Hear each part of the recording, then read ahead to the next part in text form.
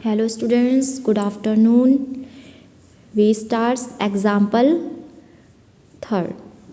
ठीक है, आपने मोशंस की इक्वेशन तो अच्छे से पढ़ी रखी हैं, तो उन पर बेस देखिए हम यहाँ पर एक न्यूमेरिकल करते हैं। देखिए यहाँ पर a car falls off a ledge and drops to the ground in 0.6 second. ठीक है, the value of small g is 10 metre पर सेकेंड स्क्वायर। एक कार जो आपकी फॉल हो रही है ना, और ग्राउंड में आपकी 0.6 सेकेंड में जी की जो वैल्यू दी हुई है वो 10 मीटर पर सेकेंड स्क्वायर दी हुई है, जो इसकी रियल वैल्यू होती है।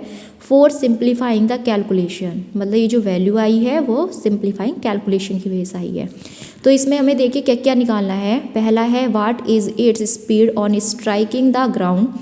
ठीक है, नेक्स्ट है सेकंड पॉइंट, हमें क्या सॉल्व करना है, what is it's average speed during the 0.6 second. Second point पे हमें एवरेज स्पीड निकालनी है। और third point, how high is the ledge from the ground.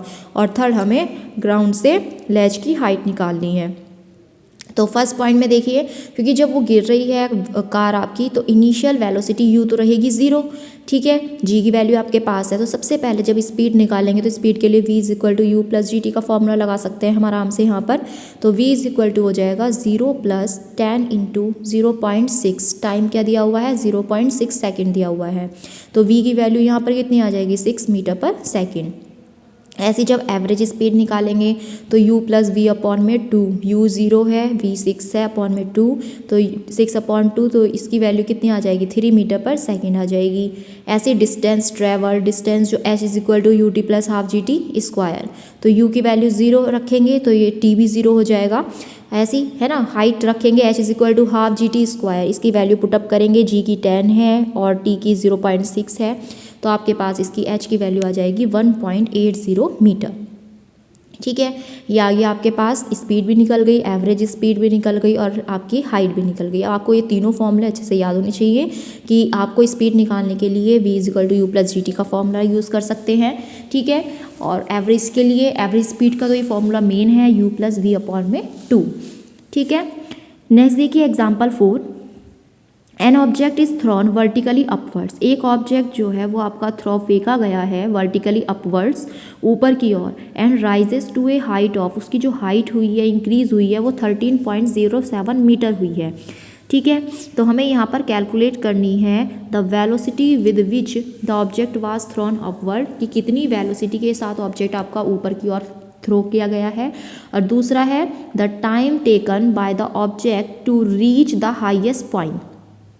ठीक है, तो उसमें कितना टाइम लिया गया है। तो एग्जाम्पल 4 के लिए h आपको 13.07 मीटर दिया हुआ है, final velocity v is equal to 0 दी हुई है, स्मॉल g की वैल्यू -9.8 मीटर पर सेकेंड स्क्वायर है। तो जब हम इसकी क्या निकालेंगे, फॉर्मूला निकालेंगे, वैल्यू निकालेंगे स्पीड की, तो v square is equal to u square plus 2gh। ठीक है, v 0 रहेगा, यू स्क्वायर प्लस 2 और g की वैल्यू -9.8 रहेगी और h की वैल्यू आपकी 13.07। तो यू स्क्वायर की वैल्यू हम यहाँ से 256 आएगी, और 256 का जब मतलब हम किसका स्क्वायर होता है 256 16 का, तो यू इज इक्वल टू आ जाएगा 16 मीटर पर सेकेंड। ऐसे सेकंड में v is equal to u plus a t का फॉर्मूला हम जब यूज़ करेंगे तो यहाँ से t की वैल्यू निकल कर आएगी, तो ये आ जाएगी 0 is equal to 16 minus 9.8 into t, तो t की वैल्यू आ जाएगी 1.63 सेकेंड। ठीक है, ऐसे ही हम फिफ्थ क्वेश्चन करेंगे। यहाँ पर a ball is thrown vertically upwards with a velocity of 25 metre पर सेकेंड।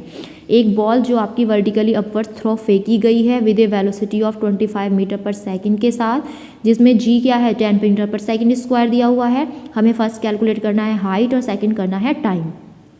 तो हाइट जब करनी है तो u दे रखी है 25, फाइनल वेलोसिटी v क्या हो जाएगी 0 हो जाएगी। जब इनिशियल आपको गिवन है तो फाइनल तो 0 होनी है।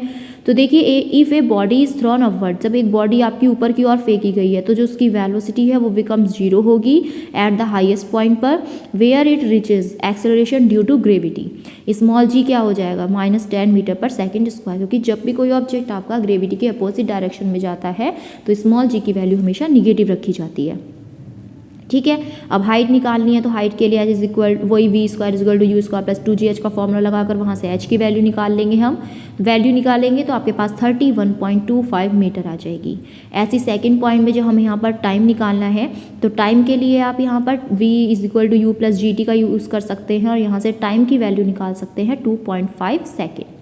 ठीक है। अब यहाँ पर इसने कहा है कि time taken to return back हो रहा है, तो रिटर्न बैक में 2t टाइम लगेगा। जितने टाइम में वो ऊपर गया है उतने टाइम में वो नीचे भी आएगा, तो इस वजह से 2t टाइम लगेगा। तो जो आपके पास स्मॉल t की वैल्यू आई है उसमें 2 से मल्टीप्लाई कर देंगे तो ये आ जाएगा 5 सेकेंड। इसका मतलब जितना टाइम उसने ऊपर जाने में लिया है उतना ही टाइम नीचे आने में लिया है।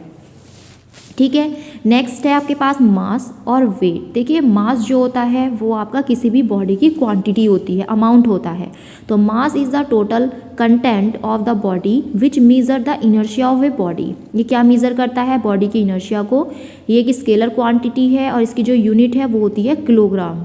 ठीक है, किलोग्राम इसकी यूनिट होती है। ये आपकी ग्राम भी हो सकती है, लेकिन अगर आपको न्यूमेरिकल में किलोग्राम दिया है तो आप उसे ग्राम में चेंज कर सकते हैं। सबको पता है कि 1 किलोग्राम में कितने ग्राम होते हैं? 1000 ग्राम होते हैं। ठीक है। अब देखिए यहाँ पर किसी भी बॉडी का मास, ये बहुत ही इंपॉर्टेंट है कि किसी भी बॉडी का मास कभी ज़ीरो नहीं हो सकता। ठीक है, कोई भी बॉडी है हमेशा उसमें कुछ ना कुछ वहाँ पर मास की क्वांटिटी रहती है। ठीक है। वेट क्या होता है? फोर्स। कोई भी ऑब्जेक्ट आपका रखा है, अगर हम उस पर कोई भी फोर्स लगाते हैं तो उसका वेट नापा जाएगा उससे। ठीक है। तो the weight of an object is the force with which it is attracted towards the earth. ठीक है, ऑब्जेक्ट का जो वेट है वो अर्थ की ओर अट्रैक्ट होता है। W is equal to mg, weight को हम W से रिप्रेजेंट करते हैं जो mg के इक्वल होगा। अब जब यहाँ पर हम इसकी स्मॉल g की फॉर्मूला रखेंगे यहाँ पर, तो W इज इक्वल टू क्या आ जाएगा? g mm अपॉन में r स्क्वायर। m क्या है? कैपिटल M यहाँ पर अर्थ का मास है और r है अर्थ की रेडियस। ठीक है। तो देखिए यहाँ पर आपके पास जो वेट का फॉर्मूला आया है वो W इज इक्वल टू आ गया है g mm upon r square. ठीक है, इसका फॉर्मूला आप याद रखेंगे। ऐसी weight of an object on the moon. Moon पर जो ऑब्जेक्ट का वेट है उसमें हमें वैल्यू बतानी है कि मून पर ऑब्जेक्ट के वेट की कितनी वैल्यू होती है। ठीक, तो let the mass of an object be m। जो ऑब्जेक्ट का मास है वो स्मॉल m है और मून का जो वेट है वो Wm है। अब हमने इसमें मून का जो मास रखा वो mm, क्योंकि मून के मास को हम mm से डिनोट करेंगे और इसकी रेडियस को rm से। According to universal law of gravitation, जो ऑब्जेक्ट का वेट है मून पर वो Wm is equal to g mm upon into m upon में rm स्क्वायर। ऐसे We के लिए रखेंगे। जब हम इन दोनों को रेशियो निकालेंगे इनका, तो Wm upon We is equal to, देखिए इस तरीके से हम इसका रेशियो निकालेंगे। ऊपर तो मून की बात करेंगे और नीचे हम अर्थ के लिए। यहाँ से जो कांस्टेंट है स्मॉल m कैपिटल G, ये तो एक दूसरे से क्या हो जाएंगे? कैंसिल हो जाएंगे। तो ये आ जाएगा m अपॉन में me into r square upon में rm स्क्वायर। अब इन सब की वैल्यू हमें यहाँ पर रखनी है, क्योंकि हमें वैल्यू निकालनी है कि मून पर ऑब्जेक्ट का वेट कितना होता है। ठीक है, तो यहाँ पर जब हम इसकी वैल्यू रखेंगे तो Wm अपॉन We, ठीक है, वो कितना आ जाएगा? 1/6 आ जाएगा। इसका मतलब 10 the weight of an object on the moon is 1/6 of its weight on the earth. तो इसका जो मून पर ऑब्जेक्ट का वेट है वो 1/6 होता है अर्थ के वेट के। ठीक है, ये इन दोनों के बीच का डिफरेंस आ गया कि ऑब्जेक्ट मून पर ऑब्जेक्ट का वेट वो 1/6 होगा किसका? अर्थ के वेट के।